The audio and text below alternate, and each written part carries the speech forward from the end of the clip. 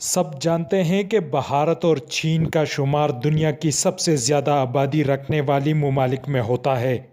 ایک اندازے کے مطابق چین کی آبادی 1.4 اور بھارت کی 1.3 ارب ہے۔ لیکن کیا آپ یہ بھی جانتے ہیں کہ دنیا کا سب سے چھوٹا ملک کون سا ہے اور اس کی آبادی کتنے نفوس پر مشتمل ہے؟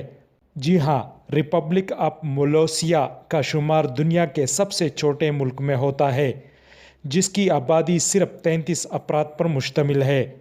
6.3 ایکڑ کے رقبے پر مشتمل ملک امریکی ریاست نیواڈا میں قائم ہے۔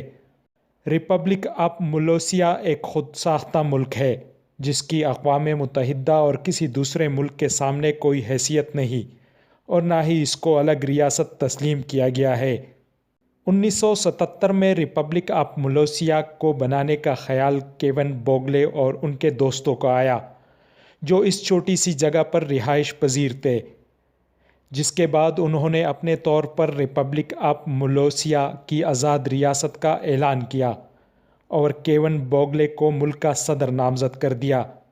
کیون بوگلے کے 2 بچے ہیں، جبکہ ان کی بیگم کو فرسٹ لیڈی کا درجہ حاصل ہے، اور کیون بوگلے گزشتہ 40 سال سے خود ساختہ صدر بن کر بیٹھے ہیں۔